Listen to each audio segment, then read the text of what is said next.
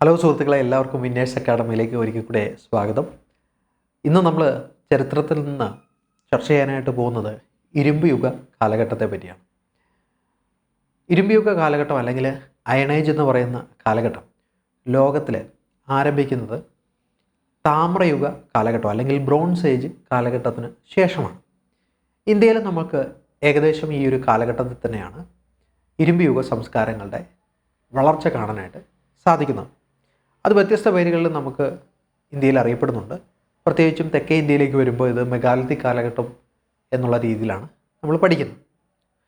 എന്നാൽ ഇരുമ്പ് യുഗ കാലഘട്ടവുമായിട്ട് ബന്ധപ്പെട്ട് ചില പ്രധാനപ്പെട്ട കാര്യങ്ങൾ പറഞ്ഞതിന് ശേഷം അതിൻ്റെ മറ്റ് വിശദ വിവരങ്ങളിലേക്ക് നമുക്ക് പോകാം. ഇന്ത്യയിൽ ഇരുമ്പ് യുഗ കാലഘട്ടത്തിൻ്റെ തെളിവുകൾ നമുക്ക് പ്രധാനമായിട്ടും ലഭിച്ചു തുടങ്ങുന്ന കാലഘട്ടം എന്ന് പറയുന്നത് കാൽക്കോലിത്തിക് കാലഘട്ടമാണ്. അപ്പോൾ കാൽക്കോലിത്തിക് കാലഘട്ടം എന്ന് പറയുന്നത് എന്താണ്? കല്ലും അതുപോലെ തന്നെ ചെമ്പ് കൊണ്ടുമുള്ള ഉപകരണങ്ങൾ ഉപയോഗിച്ചിരുന്ന കാലഘട്ടമാണ്. ഈ കാലഘട്ടത്തിൽ തന്നെ നമുക്ക് ഇരുമ്പിൻ്റെ ഉപയോഗത്തിൻ്റെ തുടക്കം ഇന്ത്യയിൽ നമുക്ക് കാണാനായിട്ട് സാധിക്കും. പ്രത്യേകിച്ചും ഈ കാലഘട്ടത്തിൽ, അതായത് കാൽക്കോലിത്തിക് കാലഘട്ടത്തിൽ ഉണ്ടായിരുന്ന ചില പ്രധാനപ്പെട്ട സൈറ്റുകളായിരുന്ന ദൈമാബാദ്, ലോത്തൽ, മോഹൻജദാരോ, പിരാക്ക്, ഗുഫ്കാള് എന്നൊക്കെ പറഞ്ഞ സൈറ്റുകളിൽ നമ്മൾക്ക് ഇരുമ്പിൻ്റെ എവിഡൻസ് അല്ലെങ്കിൽ തെളിവ് നമുക്ക് കാണാനായിട്ട് സാധിക്കുന്നു. ഇനി ഇന്ത്യൻ ചരിത്രത്തിൽ നമ്മൾക്ക് ഇരുമ്പ് യുഗ കാലഘട്ടവുമായിട്ട് വളരെ കൃത്യമായിട്ടുള്ള വിവരങ്ങൾ നൽകുന്ന ഒരു ചരിത്രകാരനാണ് DK ചക്രവർത്തി. അദ്ദേഹം ഒരു ആർക്കിയോളജിസ്റ്റാണ്. അദ്ദേഹത്തിൻ്റെ ആർക്കിയോളജി ഓഫ് ഏൻഷ്യൻ്റ് ഇന്ത്യ എന്ന് പറയുന്ന വർക്കിൽ അദ്ദേഹം മുന്നോട്ട് വെക്കുന്ന ചില പ്രധാനപ്പെട്ട തെളിവുകളുണ്ട്. അദ്ദേഹം പറയുന്ന ഒരു കാര്യം, ഇന്ത്യയിലെ വ്യത്യസ്ത 6 സ്ഥലങ്ങളിലായിട്ട് നമ്മൾക്ക് ഇരുമ്പ് യുഗ കാലഘട്ടത്തിൻ്റെ തെളിവുകൾ നമുക്ക് കാണിക്കാനായിട്ട് സാധിക്കും എന്നുള്ളതാണ്. നിങ്ങൾക്കിപ്പോൾ അത് സ്ക്രീനിൽ കാണാം. ഈ പ്രദേശങ്ങളിലൊക്കെയാണ് നമ്മൾക്ക് ഇരുമ്പ് യുഗ കാലഘട്ടം നിലനിന്നിരുന്നതായിട്ടുള്ള തെളിവുകൾ ലഭിക്കുന്ന 6 സ്ഥലങ്ങൾ. അതിൻ്റെ കൂടെ തന്നെ അദ്ദേഹം പറഞ്ഞു വെക്കുന്ന മറ്റൊരു പ്രധാനപ്പെട്ട കാര്യമുണ്ട്. അതായത് സാധാരണയായി നമ്മുടെ വിശ്വാസം എന്ന് പറയുന്നത് ഇന്ത്യയിൽ ഇരുമ്പ് യുഗ കാലഘട്ടം ആരംഭിക്കുന്നത് ആര്യന്മാരുടെ വരവോട് കൂടിയായിരുന്നു എന്നുള്ളതാണ്. ആര്യന്മാരാണ് ഇന്ത്യയിൽ ഇരുമ്പ് യുഗ കാലഘട്ടത്തിന് അല്ലെങ്കിൽ അത് തുടങ്ങാനായിട്ട് കാരണമായി തീർന്നത് എന്നാണ് നമ്മൾ സാധാരണ രീതിയിൽ പഠിച്ചു വന്നിരുന്നത്.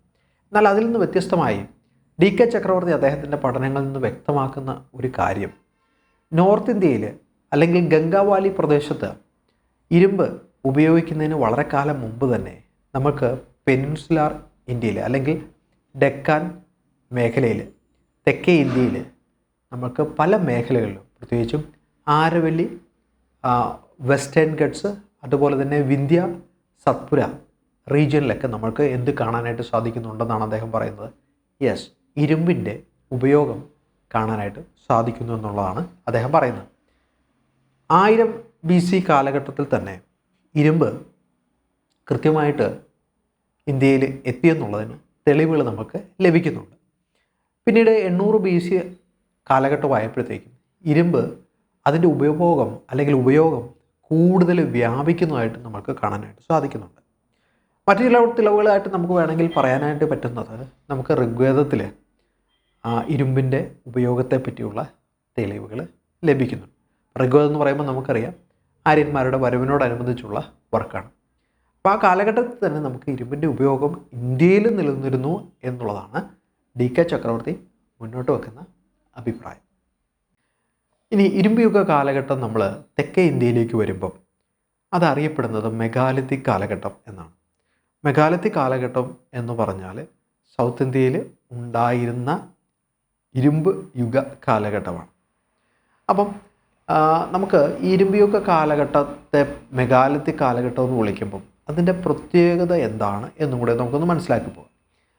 മെഗാസ് ആൻഡ് ലിത്തോസ് എന്ന് പറയുന്ന 2 ഗ്രീക്ക് പദങ്ങളിൽ നിന്നാണ് മെഗാലിത്ത് എന്നുള്ള പദം ഉണ്ടായിരിക്കുന്നത്. അപ്പം മെഗാ എന്നുള്ള വാക്കിൻ്റെ അർത്ഥം പേര് സൂചിപ്പിക്കുന്ന പോലെ തന്നെ വലിയത്, ലിത്തോസ് എന്ന് പറഞ്ഞു കഴിഞ്ഞാൽ വലിയ കല്ല് എന്നാണ്. അപ്പം മെഗാലിത്തിക് കാലഘട്ടത്തിലെ ലോകത്തിലെ എല്ലായിടത്തും തന്നെയുള്ള മെഗാലിത്തിക് കാലഘട്ടത്തിൻ്റെ ഒരു പൊതുവായിട്ടുള്ള ഫീച്ചർ അല്ലെങ്കിൽ പ്രത്യേകത എന്താണെന്ന് പറയുകയാണെങ്കിൽ വലിയ പാറകൾ ചെത്തിയെടുത്ത് മിനുക്കിയെടുത്ത് ഉപയോഗിച്ചിരുന്ന കല്ലുകൾ നമ്മൾക്ക് ഈ കാലഘട്ടത്തിൽ പ്രധാനമായിട്ട് ഉപയോഗിച്ചിരുന്നതായിട്ട് മനസ്സിലാക്കാൻ സാധിക്കുന്നുണ്ട്. പ്രത്യേകിച്ചും ഈ കാലഘട്ടത്തിൽ ജീവിച്ചിരുന്ന ആൾക്കാരുടെ ബറിയൽ പ്രാക്ടീസസ് അല്ലെങ്കിൽ അവരുടെ ശവസംസ്കാര ചടങ്ങുകളുമായിട്ട് ബന്ധപ്പെട്ടിട്ടാണ് നമുക്ക് ഇത് മനസ്സിലാക്കാനായിട്ട് സാധിക്കുന്നത്. ഇവരുടെ ശവക്കല്ലറകളുടെ മുകളിൽ വലിയ മിനുസപ്പെടുത്തിയ കല്ലുകൾ ഒന്നില്ലെങ്കിൽ നാട്ടി വെക്കുകയോ ചാരി വെക്കുകയോ അല്ലെങ്കിൽ അത് ചെത്തി മിനുക്കി റെഡിയാക്കി വെക്കുകയൊക്കെ ചെയ്തിട്ടുണ്ട്.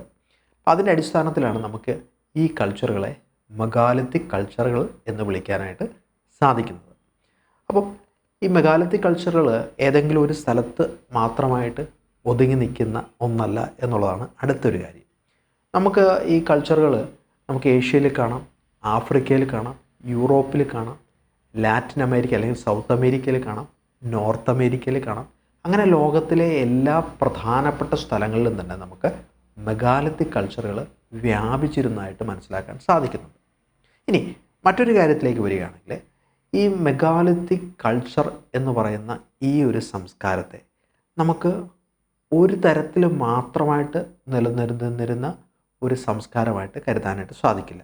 പ്രത്യേകിച്ച് നമ്മൾ ഇന്ത്യയിൽ സൗത്ത് ഇന്ത്യയിലേക്ക് തന്നെ വരികയാണെങ്കിൽ സൗത്ത് ഇന്ത്യയിലെ വ്യത്യസ്ത പ്രദേശങ്ങളിൽ നമുക്ക് മെഗാലിത്തിക് സൈറ്റുകൾ കണ്ടെത്താനായിട്ട് സാധിച്ചിട്ടുണ്ട്. അപ്പോൾ ഈ മെഗാലിത്തിക് സൈറ്റുകളെല്ലാം തന്നെ ചില കോമൺ ആയിട്ടുള്ള പ്രത്യേകതകൾ അല്ലെങ്കിൽ പൊതുവായിട്ടുള്ള പ്രത്യേകതകൾ കാണിക്കുന്നുണ്ടെങ്കിലും ഇതെല്ലാം ഒരുപാട് വൈവിധ്യങ്ങൾ ഉണ്ടായിരുന്ന സംസ്കാരങ്ങളായിരുന്നു. അപ്പോൾ അതുകൊണ്ട് തന്നെ നമുക്ക് മെഗാലിത്തിക് കൾച്ചറുകളെ മെഗാലിത്തിക് കൾച്ചർ എന്നുള്ള ഒറ്റ വാക്കിൽ നിർത്താനായിട്ട് പറ്റത്തില്ല. അപ്പം നമുക്ക് ഈ സംസ്കാരങ്ങളെ ഒരു സ്ത്രീലിംഗ പദമായിട്ട് അല്ലെങ്കിൽ ഒരു പ്ലൂറൽ ഫോമിൽ മാത്രമേ നമുക്ക് ഉപയോഗിക്കാനായിട്ട് സാധിക്കുകയുള്ളൂ. അപ്പോൾ നമ്മൾ ഈ കാലഘട്ടത്തിൽ നിലനിന്നിരുന്ന കൾച്ചറുകളെ മെഗാലിത്തിക് കൾച്ചറുകൾ അല്ലെങ്കിൽ മഹാശിലാ സംസ്കാരങ്ങൾ എന്നേ നമുക്ക് പറയാനായിട്ട് സാധിക്കുകയുള്ളൂ. ഇനി നമ്മൾ തെക്കേ ഇന്ത്യയിലേക്ക് വരികയാണ്.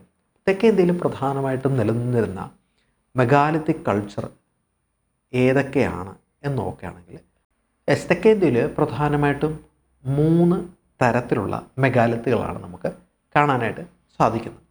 അതിൽ ഒന്നാമത്തേന്ന് പറഞ്ഞു കഴിഞ്ഞാൽ സ്റ്റോൺ ചേംബറുകളാണ്, അല്ലെങ്കിൽ നമുക്ക് അതിനെ മുനി അറകൾ എന്ന് മലയാളത്തിൽ വിളിക്കാനായിട്ട് പറ്റും.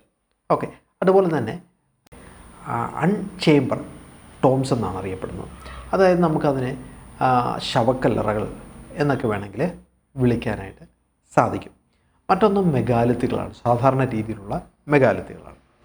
നമ്മൾ ഈ ചേംബേർഡ് ടോംസ് എന്ന് പറയുന്ന ആദ്യത്തെ ഭാഗത്തേക്ക് വരുമ്പോൾ ഇവിടെ നമുക്ക് നോക്കുകയാണെങ്കിൽ ഈ ചേംബേർഡ് ടോംസിൻ്റെ പ്രത്യേകത നോക്കുകയാണെങ്കിൽ തിരശ്ചീനമായിട്ട് 2 അല്ലെങ്കിൽ 4 പരന്ന കല്ലുകൾ നാട്ടി വെച്ച് അതിൻ്റെ മുകളിൽ ലംബമായിട്ട് മറ്റൊരു വലിയ ശില പാളി എടുത്തു വെക്കുന്നതിനെയാണ് നമ്മൾ എന്നൊന്ന് വിളിക്കുന്നത് ചേംബേർഡ് ടോംസ് എന്ന് വിളിക്കുന്നത്. ഇനി ഈ ടോംസിൻ്റെ ഒരു പ്രത്യേകത അല്ലെങ്കിൽ ഈ മുനിയറകളുടെ ഒരു പ്രത്യേകത നോക്കുകയാണെങ്കിൽ ഇതിൻ്റെ ഈ കല്ലുകളുടെ സൈഡിൽ ചെറിയ ഹോൾസ് ഉണ്ടാകും. പ്രത്യേകിച്ച് ചിലപ്പം ഏതെങ്കിലും 2 വശങ്ങളിലായിട്ടായിരിക്കും കാണുന്നത്. അതായത് അതിൻ്റെ അർത്ഥം ഇതിനകത്തേക്ക് കയറുകയും ഇറങ്ങുകയും ചെയ്യുന്നതിന് വേണ്ടിയിട്ടുള്ള സൗകര്യം ഉണ്ടായിരുന്നു എന്നുള്ളതാണ്. ചില മുനിയറകളാണെങ്കിൽ അതിന് വ്യത്യസ്ത ഭാഗങ്ങൾ റൂംസ് പോലെ തിരിച്ചിരുന്നതായിട്ട് നമുക്ക് കാണാനായിട്ട് സാധിക്കുന്നുണ്ട്. ഇനി ഈ കല്ലുകൾ അല്ലെങ്കിൽ തിരശ്ചീനമായി നാട്ടി വച്ചിരിക്കുന്ന ഈ 4 കല്ലുകൾ അല്ലെങ്കിൽ ഈ 2 കല്ലുകൾ ഭൂമിക്ക് അടിയിലാണ് എങ്കിൽ നമ്മളിതിനെ സിസ്റ്റുകൾ എന്നാണ് വിളിക്കുന്നത്. ഇനി ഭാഗികമായി ഈ കല്ലുകൾ ഭൂമിയുടെ ഉപരിതലത്തിലാണെങ്കിൽ നമ്മളിതിനെ ഡോൾമൻ സിസ്റ്റുകൾ എന്ന് വിളിക്കും. ഇനി പൂർണ്ണമായിട്ട് ഈ കല്ലുകൾ ഭൂമിയുടെ ഉപരിതലത്തിലാണെങ്കിൽ നമ്മളതിനെ വിളിക്കുന്ന പേരാണ് ഡോൾമൻസ് എന്ന് വിളിക്കും. ഓക്കെ, അപ്പം ഈ 3 തരത്തിലാണ് നമുക്ക് ചേംബേർഡ് ടോംസിനെ മനസ്സിലാക്കാനായിട്ട് സാധിക്കുന്നത്. ഇനി ഇതിൻ്റെ ഭാഗമായിട്ട് തന്നെ നമുക്ക് 2 വ്യത്യസ്ത തരത്തിലുള്ള മെഗാലിത്തിക് മോണുമെൻറ്റ്സ് കാണാനായിട്ട് സാധിക്കുന്നുണ്ട്. ഒന്നാണ് തൊപ്പിക്കല്ല്, മറ്റൊന്ന് കുടക്കല്ല് എന്ന് പറയും. തൊപ്പിക്കല്ല് അല്ലെങ്കിൽ ഹാഡ് സ്റ്റോൺ എന്ന് വിളിക്കും, കുടക്കല്ല് അല്ലെങ്കിൽ അംബർല സ്റ്റോൺ എന്ന് നമ്മളതിനെ വിളിക്കാറുണ്ട്. അപ്പം ഇതിനകത്ത് എവിടെയാണ് നമുക്ക് ഈ 2 തരത്തിലുള്ള മെഗാലിത്തുകളുടെ എവിടെയാണ് ഈ സാധാരണയായി മനുഷ്യനെ അടക്കം ചെയ്തിരിക്കുന്നത് എന്ന് ചോദിക്കുകയാണെങ്കിൽ ഇതിൻ്റെ ഉൾഭാഗത്ത് അല്ലെങ്കിൽ അണ്ടർഗ്രൗണ്ടിലാണ് എന്ത് ചെയ്തിട്ടുള്ളത്, സാധാരണയായി മനുഷ്യനെ അടക്കം ചെയ്തതായിട്ട് നമുക്ക് കാണാനായിട്ട് പറ്റുന്നത്. ഓക്കെ.